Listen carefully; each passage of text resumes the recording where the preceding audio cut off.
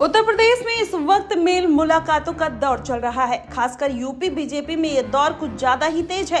एक तरफ सीएम योगी आदित्यनाथ की जोन वाइज समीक्षा बैठकें चल रही हैं, तो दूसरी तरफ केशव प्रसाद मौर्य अलग अलग इलाकों के नेताओं और विधायकों से कैंप कार्यालय में मिलते हुए नजर आ रहे हैं। वहीं सीएम और डिप्टी सीएम की ये मुलाकातें काफी सुर्खियां बटोरती हुई भी दिखाई दे रही है।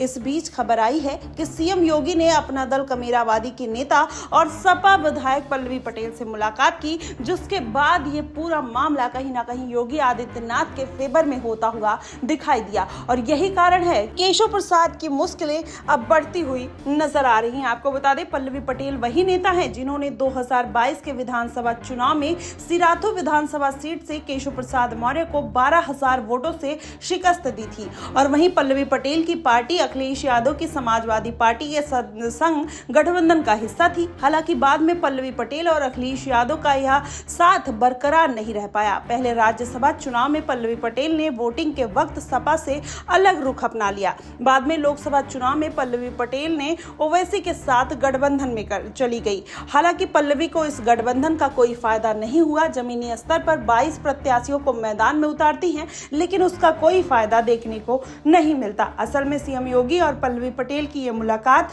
बुधवार को हाई फाई ड्रामे के बीच में निकलकर सामने आई। वहीं सीएम आवास पर दोनों नेताओं के बीच करीब आधे घंटे की बातचीत हुई। फिलहाल यही बताया जा रहा है कि पल्लवी पटेल अपने विधानसभा क्षेत्र सिराथू से जुड़े मुद्दे को लेकर मुख्यमंत्री से मुलाकात करने पहुंची थी। आपको बता दें, पल्लवी पटेल अनुप्रिया पटेल की बहन है।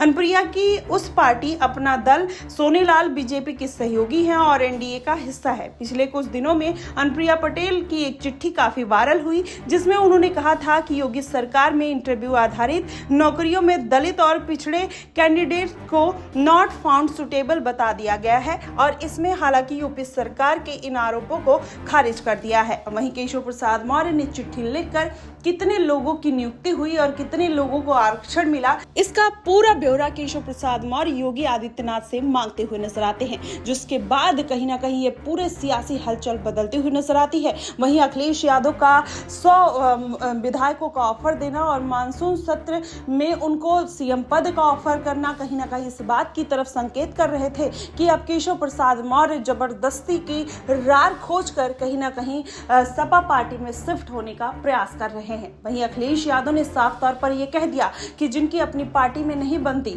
और वो हमारी पार्टी में उनके लिए कोई जगह नहीं है। लेकिन उनका ये ट्वीट इस बात की तरफ हलचल बढ़ाता हुआ नजर आया। वहीं केशव प्रसाद मौर्य ने जब 43 विधायकों और 2 सांसदों और 10 मंत्री गणों के साथ अपने ट्वीट पर फोटो डाला और उसमें सबको टैग किया और सीएम योगी को दरकिनार कर दिया, तो ऐसे में माना जाने लगा कि कहीं ना कहीं केशव प्रसाद मौर्य अपनी शक्ति का प्रदर्शन कर रहे हैं और योगी आदित्यनाथ को ये दिखाने की कोशिश कर रहे हैं कि उनके पास संख्या बल है और वो कुछ भी कर सकते हैं। कहीं ना कहीं यही बात योगी आदित्यनाथ को रास नहीं आई और वो पीएम मोदी से मुलाकात करने के लिए दिल्ली पहुंच गए। अब देखना दिलचस्प होगा कि वाकई में दिल्ली में किस तरीके के फैसले लिए जाते हैं। क्या वो फैसले योगी आदित्यनाथ के फेवर में आते हुए दिखाई देंगे या केशव प्रसाद मौर्य को जो पद चाहिए क्या वो पद मिलता हुआ नजर आएगा? ये देखना दिलचस्प होगा।